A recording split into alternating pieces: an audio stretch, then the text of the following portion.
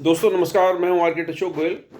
मैं आपसे लगातार कुछ ना कुछ किसी न किसी विषय पर बातचीत करता हूं और बहुत बार मेरे पे इस तरह का भी आरोप लगता है कि मैं आपत्तिजनक बातें कर रहा हूं। इस तरह की आपत्तिजनक बातों के कई बार विसंगतियां बन जाती हैं, कई बार ऐसी चर्चाएं हो जाती हैं जो किसी ने कहा किसी संदर्भ में कुछ और बात है और उसके अर्थ कुछ और निकाल दिए जाते हैं। ऐसे ही भी एक विकास दिव्य कीर्ति ने क्लास में पढ़ाते हुए सीता मैया के बारे में कुछ बात की, जिसका एक टुकड़ा बहुत वायरल हुआ और उस पर तरह तरह की आपत्तियां दर्ज कराई जा रही हैं। विकास दिव्य कीर्ति ने उसमें सफाइयाँ दी हैं।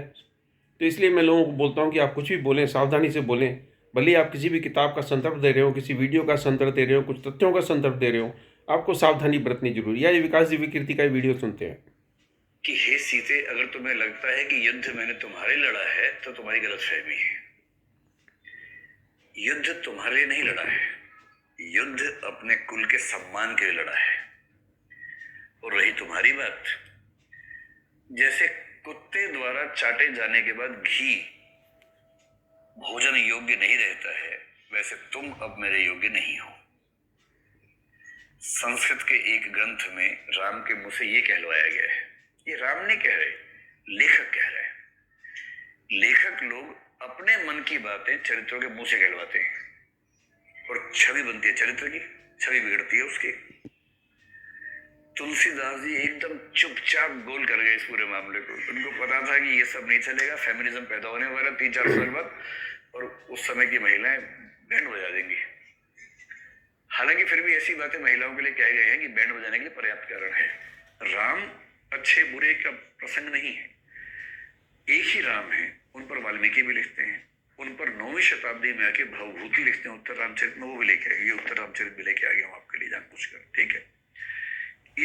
इन्हीं राम की कहानी पर हम 16वीं सेंचुरी में देखते हैं, तुलसीदास जी भी लिखते हैं रामचरितमानस। इन्हीं पर कृतिवास रामायण बांग्ला में लिखी गई है। इन्हीं राम की कहानी पर निराला राम की शक्ति पूजा लिखते हैं 1936 में। इन्हीं राम की कहानी पर साकेत मैथिली गुप्त ने लिखा है, वो भी राम है। जब वो राम तुम्हें यह देश ना भूले, धाम धरा धन जाए भले ही, ये अपना उद्देश्य ना भूले, जब वो इस तरह की बात करते हैं तो वो भी राम के बारे में बातचीत है। ये सारी राम की कथाएं बदलती जाती हैं। फिर 20वीं सेंचुरी के मिड में संशय की एक रात में नरेश मेहता राम के संशय पर एक पूरी नई तरीके से प्रस्तुति करते हैं। अब सवाल है कि अगर हिंदी साहित्य में और हिंदी से पहले के साहित्य में भी राम की कथाओं में इतने वेरिएशंस आ रहे हैं और हमसे प्रश्न यूपीएससी में पूछा जाए कि राम को लेकर नई समीक्षा क्या बोलती है, समकालीन समीक्षाएं क्या कहती हैं, तो उसका जवाब क्या दें? जब सुना मित्रों, आपने विकास दिव्य कीर्ति किसी संदर्भ में कुछ बात बता रहे थे, उसका वीडियो का छोटा सा टुकड़ा वायरल हुआ और जिस पे अच्छा खासा बवाल मचा हुआ है। तो मेरी आमतौर पे सभी मित्रों को ये राय है, यूट्यूबर्स को ये राय है कि कुछ भी आपकी जो भी वाणी से निकले, भले ही संदर्भ कुछ भी हो, भले ही सत्य कुछ भी हो, हमें इस बात का ध्यान रखना चाहिए कि लोगों की भावनाएं आहत ना हो, समाज का एक बड़ा सारा वर्ग आहत ना हो।